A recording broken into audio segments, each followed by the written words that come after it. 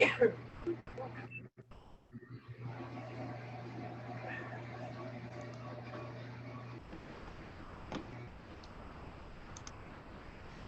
and welcome everyone to tonight's class on the ketogenic diet. We are very happy to be partnering with Yale School of Medicine this evening as they present to you a fun and engaging class on cooking keto. And you'll have the ability to ask questions and have your questions answered about the ketogenic diet. Our presenter tonight is Ilisa Nussbaum, who is the Ketogenic Diet Clinic Coordinator at the Yale Comprehensive Epilepsy Center in New Haven, Connecticut. She also works in general pediatric nutrition, covering GI and aerodigestive patients, and she teaches nutrition at the Yale School of Medicine. In addition to multiple nutrition-related research papers and case studies, Ilisa is the author of the Yale New Haven Hospital Caregiver's Guide to the Ketogenic Diet.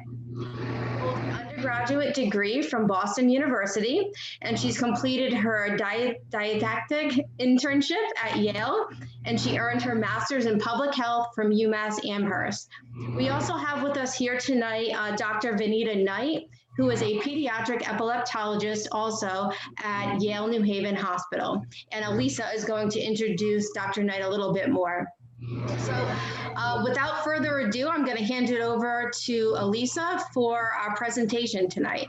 And just so everyone knows, we would like everyone to be put on mute just for sound quality because this is being recorded. And if you have any questions or comments, please feel free to type them on the Zoom chat box, or you can also type the questions through our Facebook Live as well, okay? So I'll hand it over to Ilisa. Ready? Hi, everyone. So I'm going to take my mask off. I'm really excited to be here. Thanks, Monica. And I'm more than a little nervous, so please bear with me. I've done loads of these cooking food demos live in person, but I've never done it live online. And not with quite this many viewers. So I'm a little nervous, but I'm really happy to see so many familiar families. And I really appreciate you guys are all here watching. My aim today is to provide you with a few recipes that are keto appropriate and could really grace any holiday table. So having a kid on the ketogenic diet, and I'm going to talk a little bit more about the ketogenic diet, but having a kid on the diet can be really isolating, particularly around holiday times, because their food is so different from other people's. So what I'm hoping is that I can give you a couple of recipes that you can incorporate into your holiday meals so that the options that your keto kid has aren't totally different from everyone else, and everyone can kind of join in the keto fun by having a few keto foods to choose from. So the recipe that I'm going to start with, just so that you know, is going to be the most complicated recipe of the bunch. So don't let that scare you off. Stick with me, and they're going to be two really easy ones. These recipes are a guide. They're just a guide. Any of my keto families know that if their kid is on a specific ratio, they're going to need to adapt these recipes as appropriate. And that can be as easy as adding a little bit of fruit or adding a little more fat to change the ratio as you need it. For those out there that are not familiar with the ketogenic diet for epilepsy and other neurological issues, it is a high-fat, low carbohydrate, adequate protein diet. So when I talk about ratios, I'm going to talk about 4-to-1, 3-to-1, 2-to-1. The higher the ratio, the more severe the diet. So, for instance, if I'm talking about a 4-to-1 ratio, and this is exactly how I explain it to my patients, which is one of the more intense ratios you can be on. So that 4 is going to be the amount of fat that you have. That's the fat part of the ratio. The 1 is carbohydrate and protein. So you're going to have 4 times as much fat as carbohydrate and protein together. And because we want your kid to have adequate protein, that leaves very little room for carbohydrate. I mentioned that these recipes are a guide. The fat is going to need to be adjusted for each of your kids' specific prescriptions. I have, I'm doing today, I want to tell you who's with me today. I have a smashing dietetic intern, Rebecca. Rebecca, you want to come say hi? Come on over here, I'll put my mask on so you're safe. So this is Rebecca. She is completing her supervised practice at Yale in order to sit for the registered dietitian board exam. And if you don't know the difference between a nutritionist and a dietitian, you should go and look it up because I don't have time to explain it right now, but it's a really big, right? It's a really big difference. And it's a big deal to become an RD. So Rebecca is awesome right now. And then I also have Dr. Vanita Knight. So if you are wondering what a top-notch pediatric epileptologist looks like, they're this pretty. You are too kind. No, she really is spectacular, and I'm really privileged to get to work with her. But there is something really important I want to tell you before we jump into the recipe. So, pay attention to this. This is really important. This demonstration covers recipes on a medical ketogenic diet, meaning that the keto ratios that we're using are very high and not at all appropriate for most people.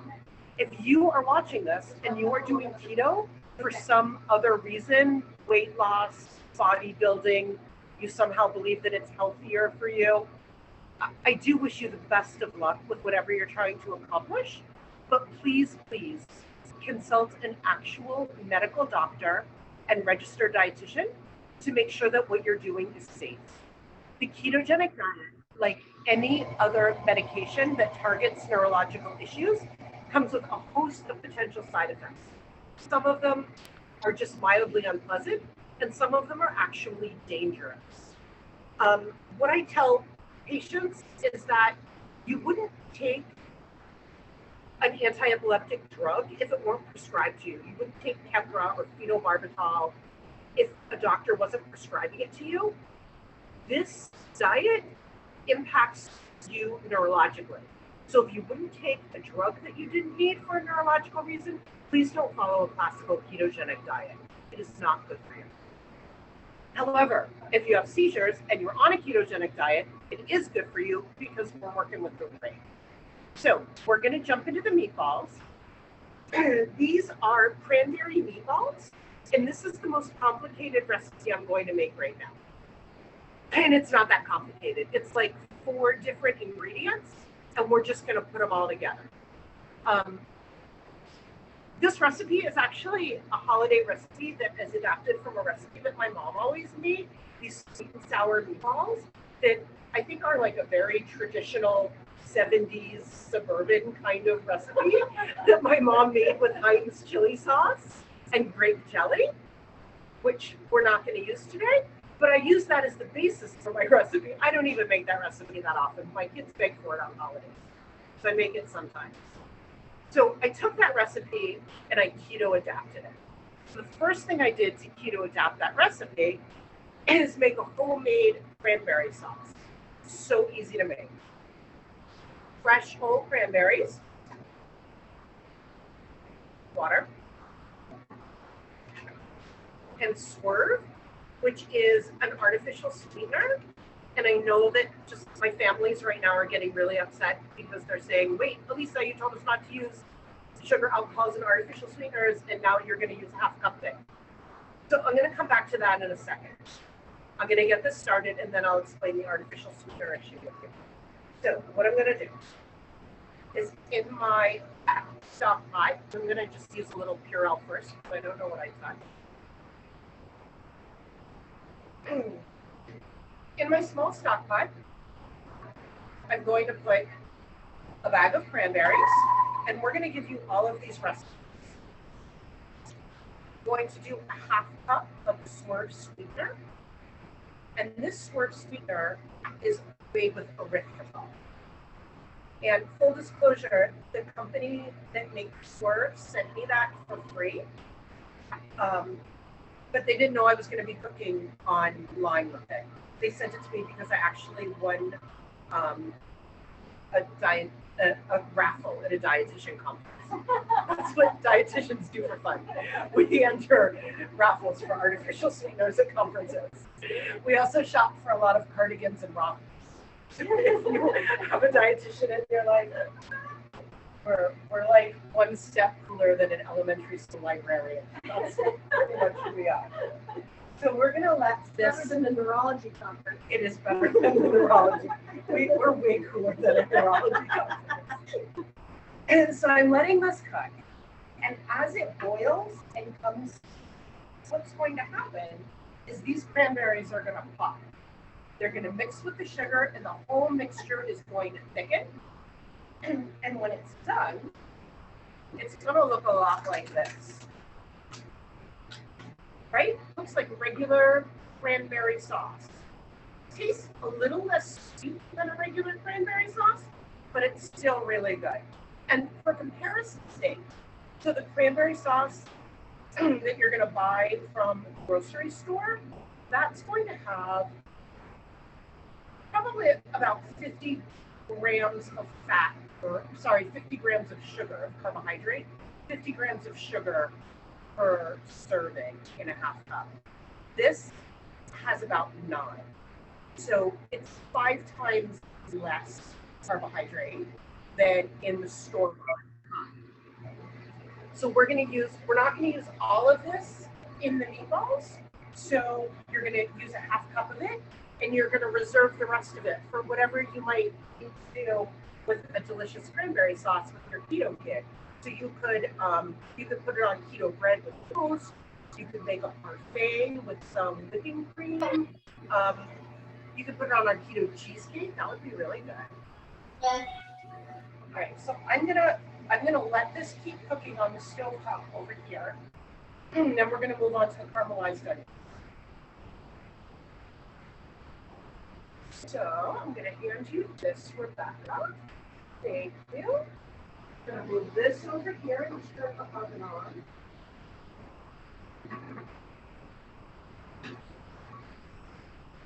And I'm going to get started on the caramelized onions.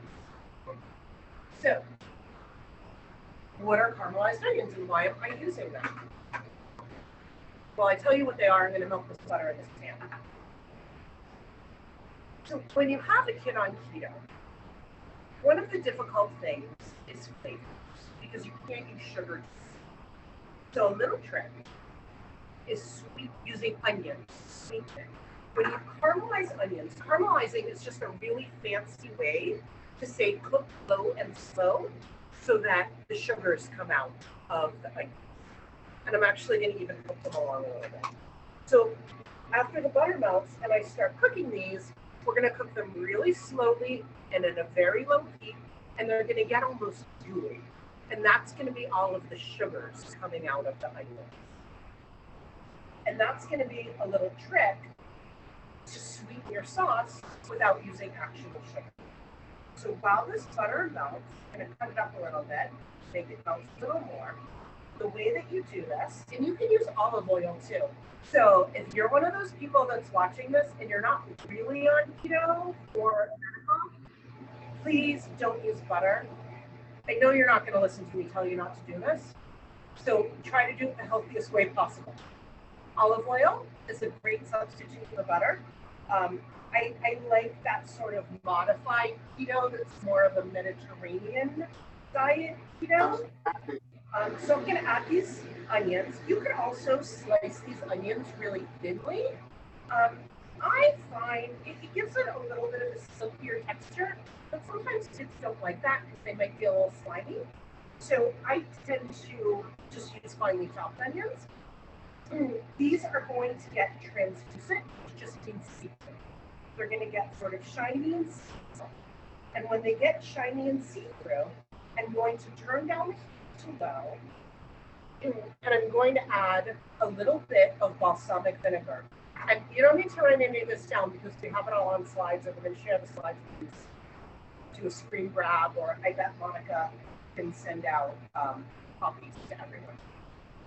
So as these become translucent, and I know this is way more butter or oil than you would normally use when doing this, but remember it's keto, so we have to add a lot of fat.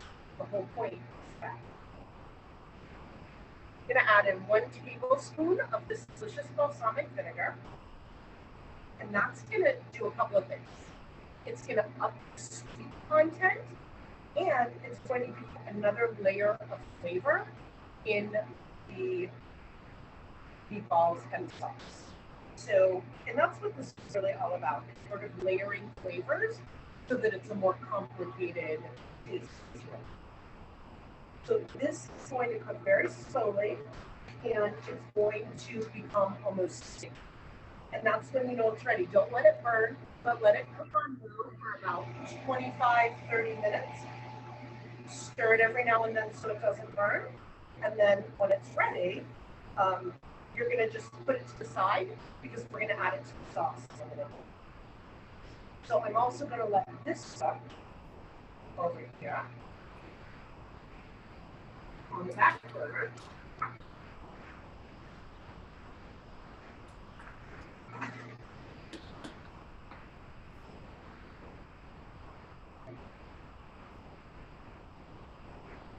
Okay, let's go. And while we do that, I'm going to start making the meatballs.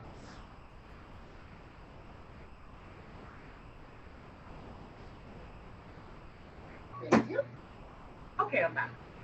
So for the meatballs, I'm using. Come closer. Okay, thanks. So for the meatballs, I am using 80% lean ground beef. Now, I've tried this recipe with the 20% lean ground beef, and it's really gross. So I use the 80% ground beef. While I start mixing this, I'm going to tell you a little more about the sugar alcohols. So going into my meatballs, it's the ground beef. In order to bind these meatballs, I'm not using any breadcrumbs or anything like that. But if you're on a little bit of a lower ratio, you could put some in some nut flour to make it bind. But what I'm really using are just 3 egg yolks. I'm not using the egg whites because that would add additional protein and mess with my ratio. The yolks are mostly fat, so I'm using these yolks. 3 of them. And then I'm using some herbs. I am using, right here, I'm using parsley, oregano, and what else am I using? Oh, thyme, parsley, oregano, and thyme. And actually the parsley came from my garden. I grew it and then I dried it in a dehydrator. It felt very fancy. So I'm gonna put these in. Also some salt and pepper. So a lot of my keto kids have low salt, low sodium chronically because of the medications that they're on. So I tend to use salt pretty liberally when I cook for keto. Again, not healthy. Don't use it if you don't have to. So put a healthy amount of salt in there. I love pepper, so I'm using quite a bit of pepper.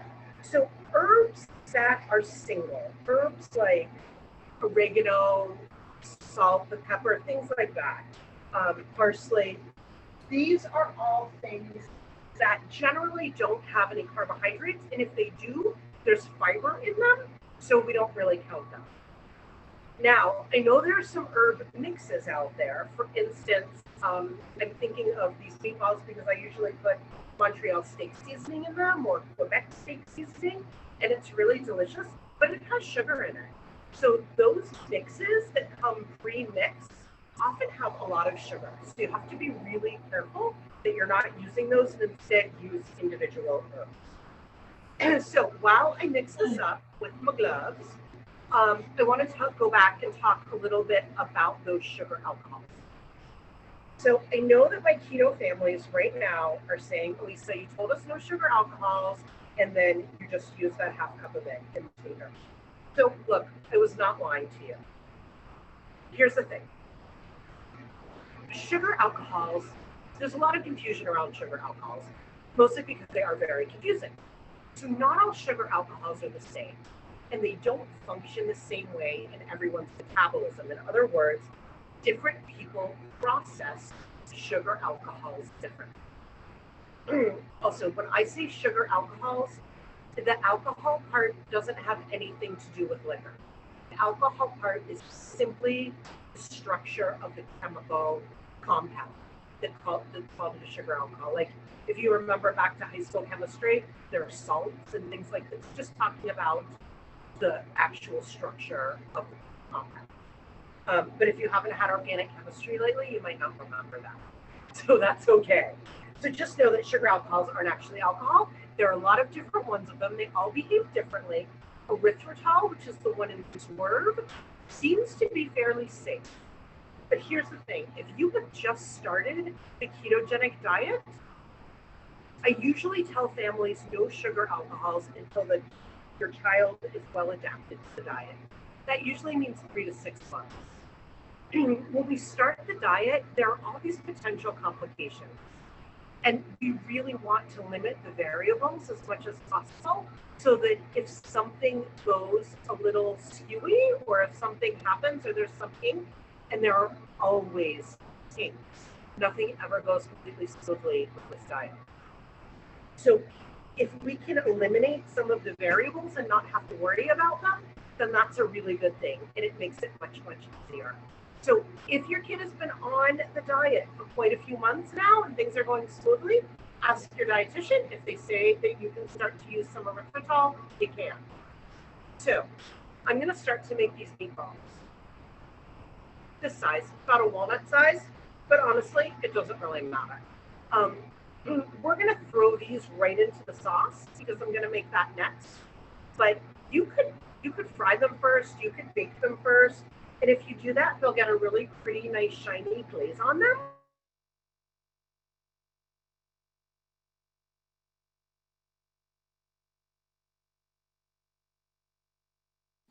Hello? No.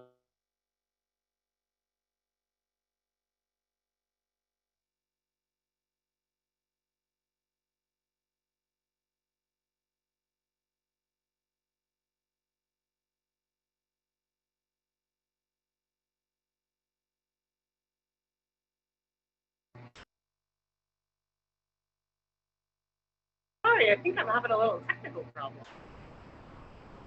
But I think it's okay now. Is everything okay on Monica's end? Because I can't hear her. Benita's going to check in with Monica and make sure that we're okay. So while I'm doing this, Monica, do you want to pull up the tips for starting keto slide, and we can talk about those for a minute? So Monica's going to pull up one of our first slides. It's tips for starting keto. Can everyone see it now?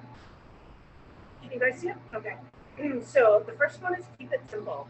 So look, starting keto is not easy.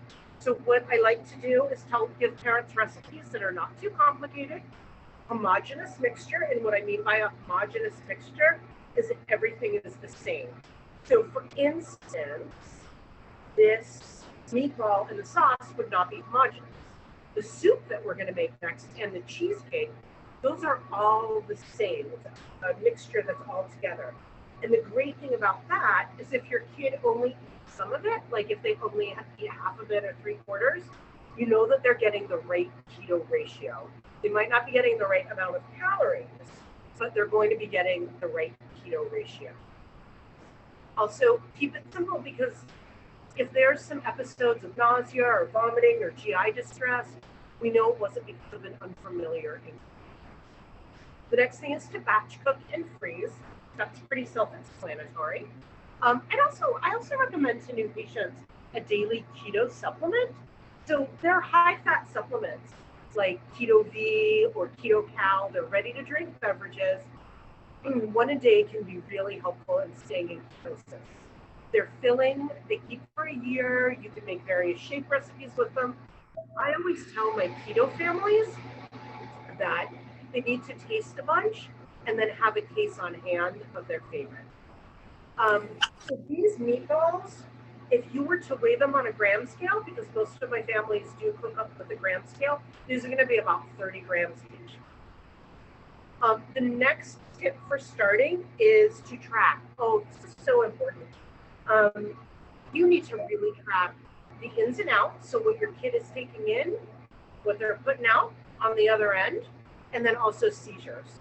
That way we can see if there are any troubleshooting issues that we need to look at. We can recognize patterns. A great example of that is a lot of people find the most challenging seizures to deal with are the ones in that transition between sleep and wake. So while your kid is falling asleep or while they're waking up, and we find that a high-fat snack or even half of a keto supplemental beverage right before bedtime can help with that. Or if they're having seizures a half an hour before they get on the bus every day.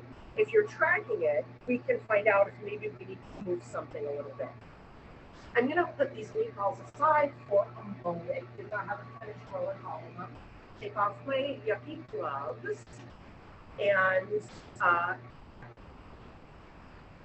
get started on this sauce.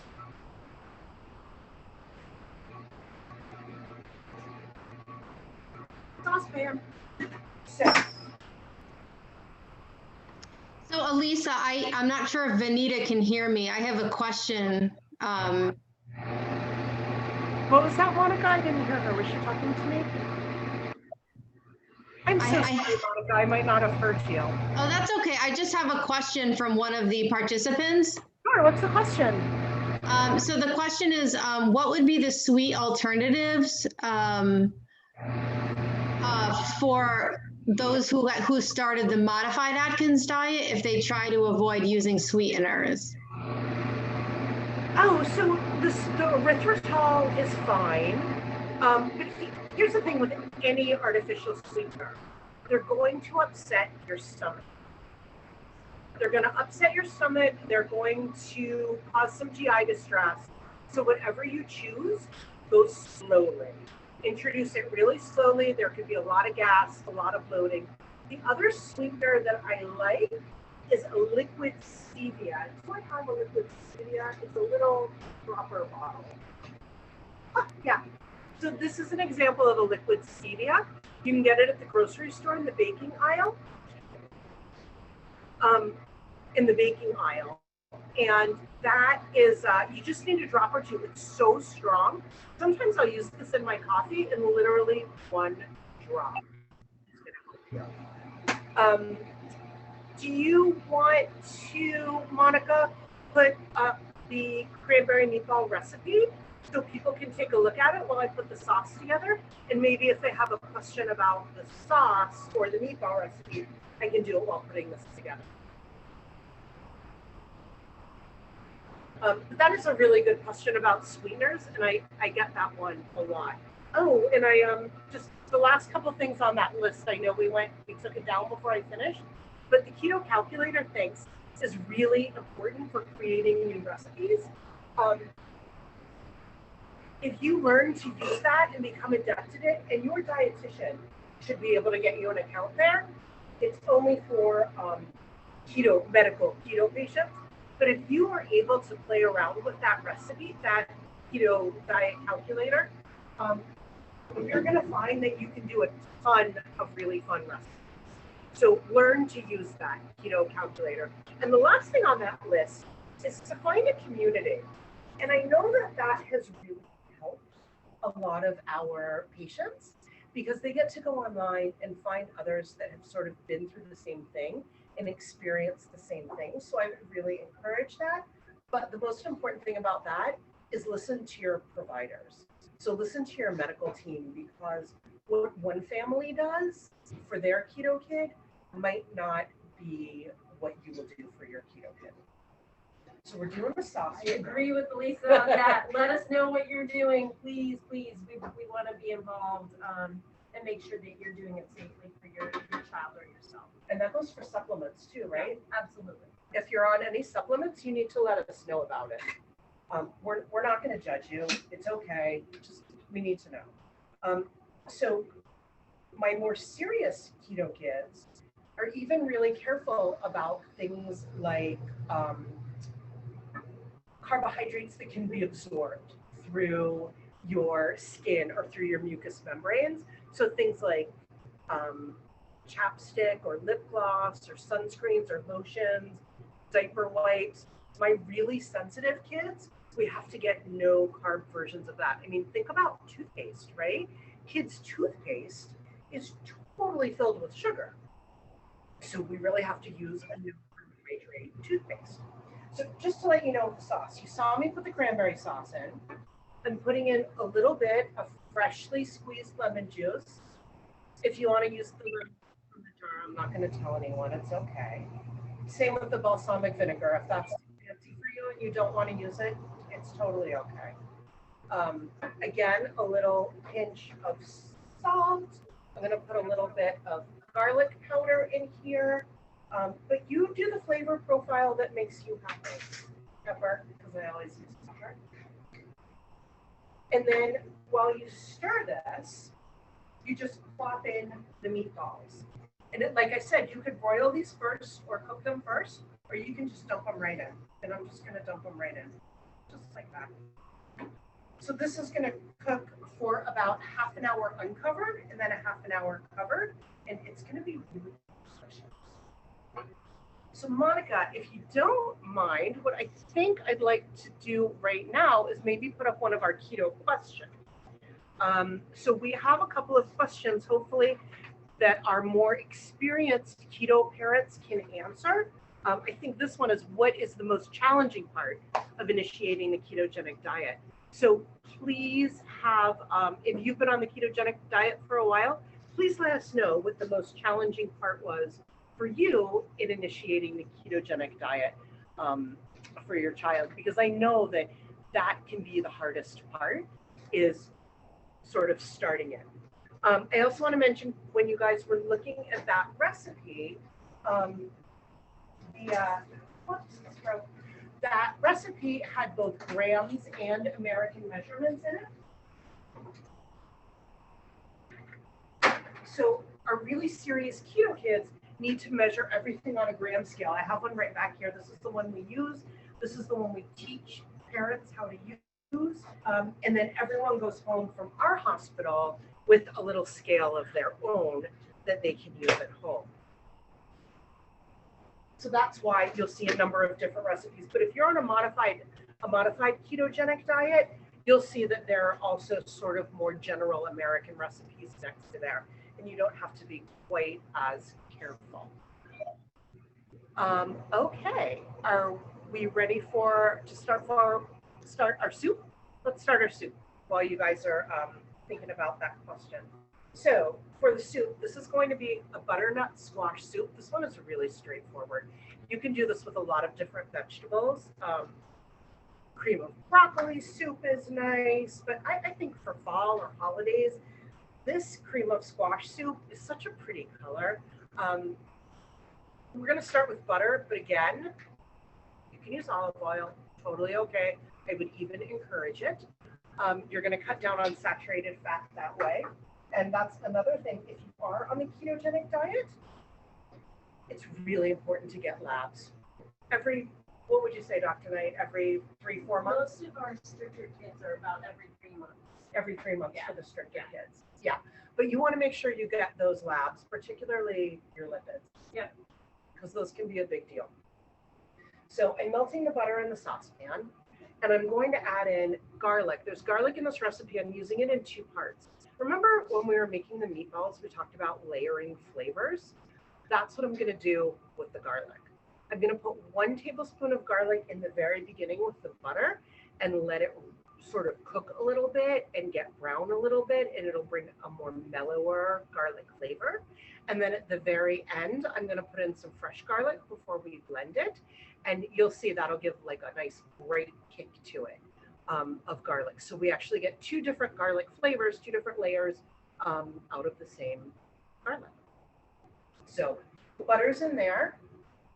I'm using already cooked squash. And the reason that I'm using already cooked squash is because I very much wanted the measurements to be exact. But if you are not doing exact measurements, you can just cube some squash. You don't even have to cook it first. It'll cook in the broth. And then when it's cooked and soft, and you can puree it all together with your handy immersion blender. So I'm putting the squash in. Oops, did I forget the garlic? I'm gonna put the garlic in. Yeah, we can add it in now. We can add it in now. It's gonna No worries. So I've got the garlic in there, the butter, the squash. I'm gonna put the broth in. And then this is just gonna simmer for maybe a half an hour. Let all those flavors come out. It's gonna be really delicious. Then I'm going to put in some spices. And again, you can use whatever you want because this is holiday fall soup. I'm using sage and rosemary and ginger, sage, and rosemary. To me, I don't know. I feel like that's a very wintry, warm, Absolutely. nice flavors. Here they are. I'll pop them in there. So let this just simmer for maybe half an hour until if you have not cubed your squash, you can do it then. Oh, and an easy way to cube squash. So I struggled for a really long time cutting squash because squash is really hard. So, and then I would cut it, it would be all wonky and I wouldn't get even layered or roast it. So what I do is I put it in the microwave for, I don't know, 5 minutes till it gets soft. Makes it easier to peel, it makes it easier to cut, and then I either roast it or cube it or whatever I'm gonna do with it. And Ilisa, I'm sorry, we have another question. Can you use zucchini squash as well? And is the vegetable broth a special keto broth? So this is not a special keto vegetable broth. If you're someone that uses the Keto Calculator, use the brand that is specified in the Keto Calculator. They do an amazing job testing each ingredient and breaking them down into macronutrients so you know exactly what you're getting. So definitely listen to that. I'm just using Stu Leonard's, a local store organic vegetable broth. You could not use zucchini in this recipe. It would fall apart. It would be stringy. It wouldn't work. That's not a squash that would work. An acorn squash would work. I think I said broccoli, ice cream with broccoli would work. So I would do pumpkin. Pumpkin soup is really good. So I would do a pumpkin, but you want a firm squash, particularly one that's going to hold up to the heavy cream that we're going to put in, right? Because this is still keto, so we're going to add some heavy cream. We're actually going to add, a lot of heavy cream, 2.5 cups. So remember we were talking before about batch cooking and freezing? You would freeze this, portion this and freeze it before you add the cream. Because if you freeze it when the cream's in there, when you defrost it, the cream's gonna separate and it's gonna be gross. So don't do that. But a really good tool to have if you're a keto parent is an immersion blender. It really saves you a step when you're doing this. So if you don't have one of these, you would need to take this and put it in a blender and cook it up there. Sorry, I can't get this to work. Oh, there we go. So you would do that. This way, you just plug it right in and blend it right here. And it makes it much, much easier. And if you're wondering why everything I'm using is purple, that's a great question. I do like the color purple, but that's not actually why I'm using this. Purple is the color for epilepsy. It's sort of the, we use our purple ribbons and everything we do is purple. So that's the support color for epilepsy. And a little thank you to the Swabilius Foundation, because a grant from them a few years ago when I was making some videos helped to buy all of these wonderful purple kitchen equipment that I've been using a lot. So this is gonna cook, it's gonna simmer for a long time. When it's done simmering, you're gonna add the rest of your garlic for that punch. Then you're going to use your trusty immersion blender and blend it. And then you're going to add your heavy cream. So, a word about heavy cream. If your kid is on keto, heavy cream is kind of a big deal, and you should understand it. When you go into the Keto Calculator, you're going to notice that there are different heavy creams. There's 36% heavy cream, there's a 40% heavy cream. If you use the 40% heavy cream, you will be able to be more liberal with carbohydrates because you're going to have a higher amount of fat in your heavy cream. If you are wondering how to figure out if your heavy cream is 36% or 40%, it's very easy. And if you don't remember what I'm telling you right now, all you have to do is go on our Keto Clinic site. We have a YouTube page, and there is a little short 45-second video about the difference between 36 and 40% cream, but I'm going to show you right now. If you look at total fat on the back of your heavy cream carton, first you want to make sure it's 1 tablespoon is the serving size. If the fat is 5 grams, it's 36% cream. If the fat is 40 grams, then it is, I'm sorry, if the fat is 6 grams, it's 40% cream. 5 grams is 36%, 6 grams is 40%. So more grams of fat than 40% cream. So that's really important to know. Let's see, Monica, do you want to put up another one of our questions? Maybe, oh, there you go. What do you wish, this is really a good one for me. What do you wish someone had told you when you started the ketogenic diet? That's sort of an important question if you guys would like to let me know what you wish you had been told. And while we look at that, another quick word about the soup. In addition to the heavy cream, when you serve it, if you need to up the fat even more, you can put a little sour cream on top. You could put a little creme fraiche on top. You could garnish it with a little bit of a sage leaf that's really pretty. I like to chop up chives and put on it because I think chives are pretty. But you do whatever you like. It makes you happy. So we put up that one. Wow. Oh, someone's asking about European style butter. So European style butter will have a higher amount of fat than regular butter. So again, just like the heavy cream, if you use European style butter, you're going to get a higher amount of fat. Also, it tastes way, way better. So we are, oh, there's something else. Monica, can you please put up the recipe for this soup? Because there's something I want to point out to everyone on this recipe.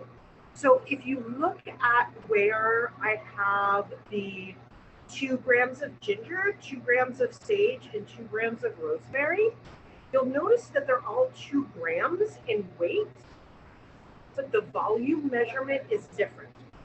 And so 2 grams of ginger is going to be a teaspoon.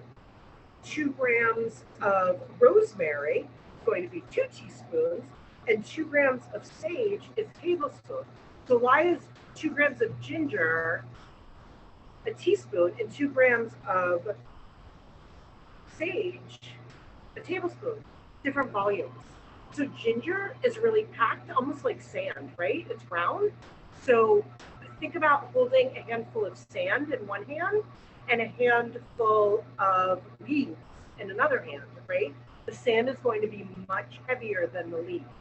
So 2 grams of ginger is going to have a much smaller volume than 2 grams of sage. I hope that makes sense to everyone. And it's really important, ginger, because it's brown, there are going to be some carbohydrates in there. So you're going to want to use those in your keto diet calculator. Oh, I see someone uses walnut oil. That's great. Walnut oil is wonderful. So a lot of my parents use different types of oil in cooking. And I think that's great. You don't always, especially if oil is a major part of your keto kids diet. I know that there are only trace differences in the nutrients in, say, a walnut oil or a coconut oil or hemp oil, but it's kind of nice to get those different trace nutrients, different things. It also helps mix up flavors and just makes things kind of creative and interesting. So I would definitely do that. Do we have any other questions for anyone? Is kosher salt okay? Yeah, kosher salt's fine. Totally fine. I think we mentioned that we tend to use a lot of salt for our keto kids because a lot of their medications make them use salt. I didn't go with this before, but we have a question about advice or comments for parents who expect to have crackers or sugar. It's going to happen, right? So that's going to happen. It's totally going to happen that your kid's going to get into something that they shouldn't get into. Don't stress about it. Don't worry about it. There's nothing you can do. And if your child has increased seizures during that time, always contact your team and adjusting to the short-term or long-term needed. For sure. So if that happens, don't worry about it. Don't stress it. If you can give your kid a fat bomb or a one of those high-fat Keto V shakes or Keto Cal shakes, that's great. If you want to, you could fast them overnight.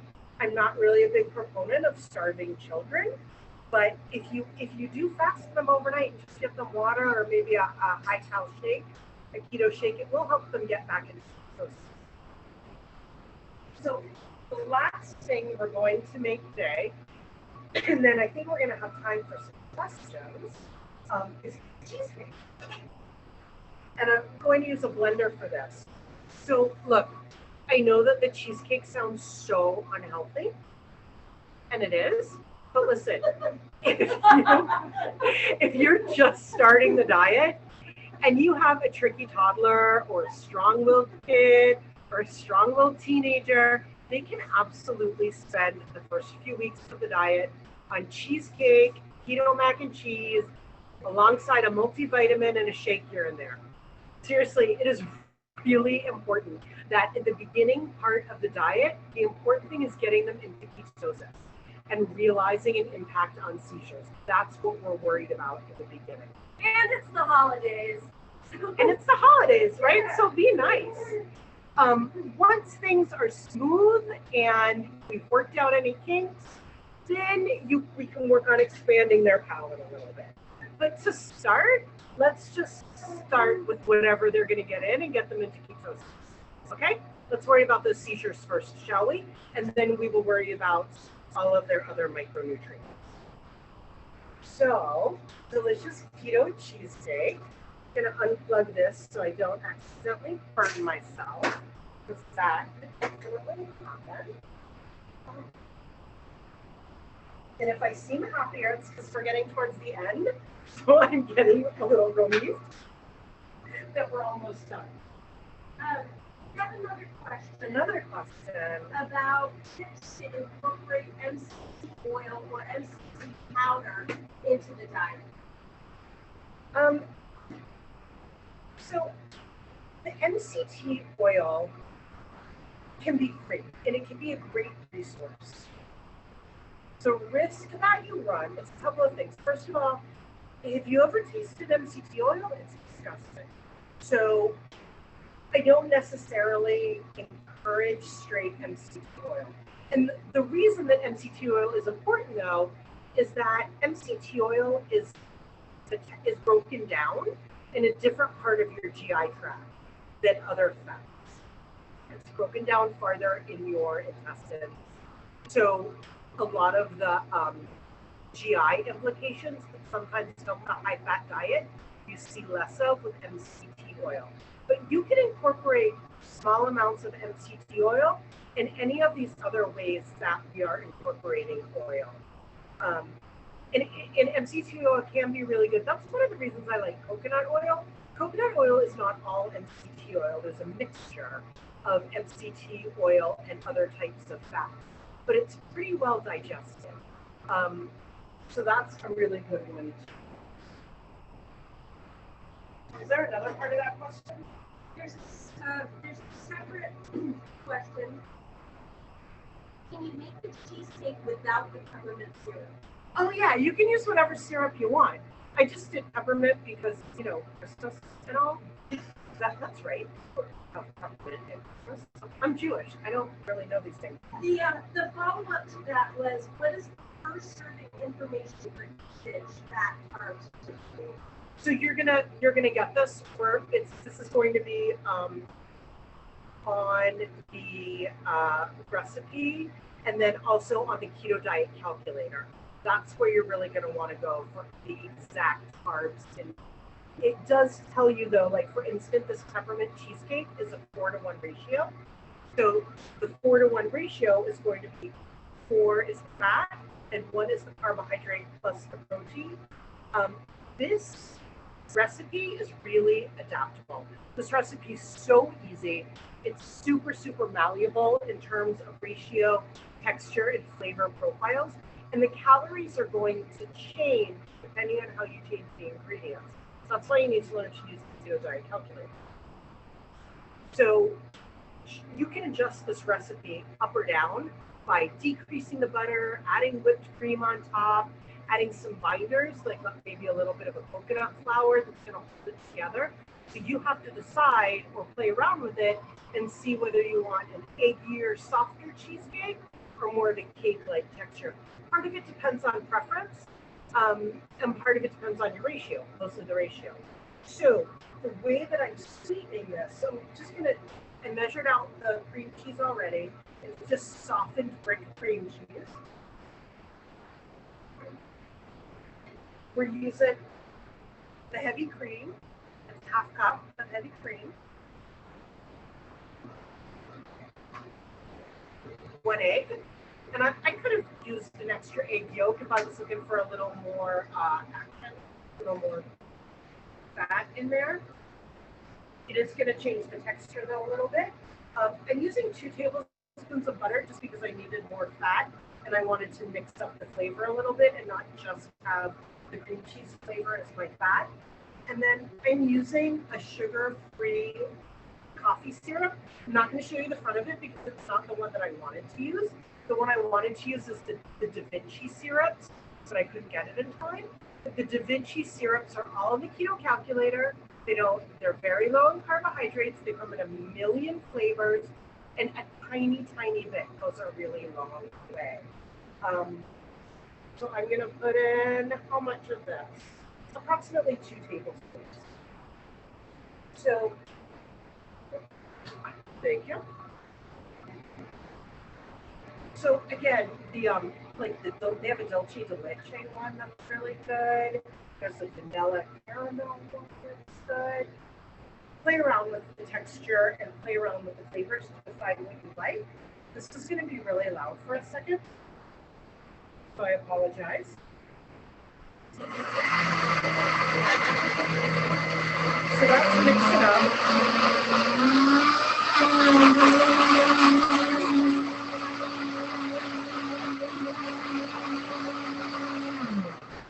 But how fast was that?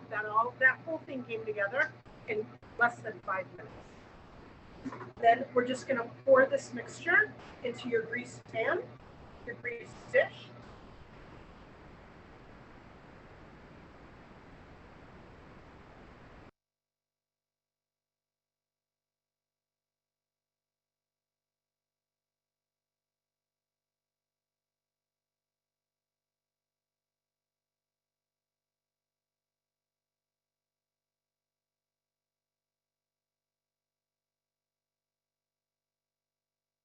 The oven and you bake it. And again, so this one I'm going to bake for about 30 minutes. But if you play around with the ingredients to change the amount of fat and protein and carbohydrate and change the binders, you might need to bake it for less or more time. So keep an eye on it. But that looks really good, right? Don't you think that looks good? Absolutely. We had a question come in. I'm making a chocolate cake. Are all the brands of cocoa chocolate okay as long as the percent cocoa is per recipe? I don't know.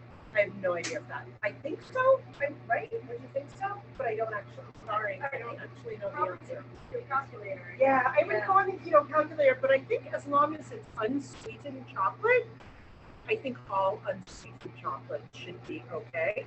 But I don't actually know. Sorry. And any specific brand of block cream cheese? Again, keto calculator. I think Philadelphia cream cheese, the Philadelphia block cream cheese, is the one in the keto calculator. And The cool thing about the Keto Calculator, I have a couple of families out there who use ingredients that aren't typical. And what they'll do is they'll send me a text message or an email with a picture of the ingredient and the label, and I can enter that food into the Keto Calculator so that they can calculate it into their child's meal plan, and that works really well. It doesn't take long, and it's really easy. I do that for a lot of my patients. And yes, I see that comment about the cheesecake. You could, don't freeze the batter. Cook it and then freeze it, and then you're good. Yeah, you could totally portion these out, individual servings, and then you'll see if you do a good job greasing your tin, they'll pop right out, or use a silicone mold, pop it out, wrap it up really well and freeze it, and you're good. It smells great in here.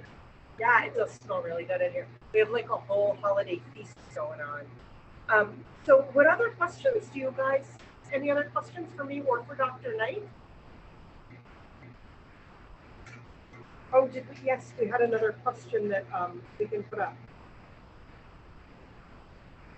Oh, what was the most challenging part of the, do you want to put that one up? What was the most challenging part? So all the parents out there that have already done this, what was the most challenging part of initiating the diet for you? I know constipation is a big one. I see that a lot. And we pretty much expected that probably, would you say that's the biggest side effect you see? Absolutely. Right away is constipation? And a lot of our kids struggle with that even before starting the diet. True. It's great. If you have a kid that's non-ambulatory, you're not going to have that motility called peristalsis, but you're not going to have that GI motility. It's going to move things through. When your big muscles don't work, some of your other muscles don't work. We do love Miralax. Yep, a lot of Miralax. It doesn't really interact with most of our medications or the diet. Very safe over-the-counter options. Don't be afraid of the Miralax. I think one of the hardest things a lot of times for families is family gatherings, holidays, and things like that, where you have well-meaning aunties and uncles and grandparents who don't really understand why your keto kid can't have their special cookies. So I like to have families explain it to their extended family, but it's very similar to a food allergy. So you would never get a kid with a peanut allergy, a peanut M&M. And it's obviously different, but similar to a keto kid. If they end up getting in something they shouldn't have, it could induce seizures. So if you explain that, that should be really, really helpful for them. Anything else from anyone? So any medication questions should definitely go to Dr. Knight. There are medication interactions, right, with the ketogenic diet. Yes. We definitely see some medication interactions. Sometimes the ketogenic diet can cause acidosis, bone density issues. Our kids get tested for their bone density. Cholesterol issues, Yeah. Cholesterol issues are really common. So that's one of the reasons I don't like adults to be on the diet. Or if adults are on a modified version of the diet, I really encourage them to do sort of a Mediterranean version where they're using healthy sources of fats. The kids, I don't worry about it quite as much, mostly because the kids that are pretty sick and on this diet with elevated triglycerides and lipids, that's sort of the least of their worries right now. And we do find that when they come off the diet, those lipids will regulate. So we don't worry about them quite as much when they're young. A lot of these kids, unless they have an inborn error of metabolism, will only be on the diet for a few years. And then when they come off the diet and they're over that bridge of where their systems will doing neurological damage, and we do them off the diet, then we see all of those labs regulate again. So don't worry about them so much, unless you're an adult doing this diet. And then you need your labs tested. You could be doing some damage. Okay, I'm going to scroll through and see if there are any other interesting questions. Okay, yeah, we'll put the recipes on Facebook. If you guys don't need anything else, suggestions for Suggestions on glucose, ketones, either kids on keto or fat. yeah, so it depends. And every keto center sort of does things a little bit differently. I personally don't like to send parents home with a glucometer, something to test their kids' glucose, unless they have a history of low blood sugar. If there's a history of hypoglycemia and they get that sort of sweaty, clammy, exactly often, then we might send them home with a glucometer, but I don't want you poking your kid when you don't need to. So we really try not to. I do think one of the easiest things to do to test ketones is just get those ketone test strips. They're super cheap. You get them at any drugstore. Test the kids' pee first thing in the morning and make sure that they are where their ketones need to be. But that's a really good question. So favorite snacks, that's a really good question too. So some favorite snacks we find smoothies, the avocado crisps. Avocado crisps are really good. If you go to, we have a couple of recipes in, Dr. Knight and I worked really hard on this caregiver's guide to the ketogenic diet. And if you're one of our patients, you went home with one of these as well. And if you look on we have a YouTube page. It's, if you Google Keto Clinic and my last name, Nussbaum, our YouTube page will come up. Look for it on YouTube. And we have about a dozen different keto recipes, and a lot of them are really delicious. There's like some chocolate ones. There's a nice. The avocado crisp one is the one that gets me. She likes the avocado crisp. But I also think that there's some chocolate bombs. And if you look on those, and I can always send out the link to anyone that wants them. I also occasionally post recipes on my Instagram page. It's IN_nutrition. Or Ilisa Nussbaum nutrition. The keto chia pudding. Keto chia pudding, that's a really good one. Yeah. And that's super easy.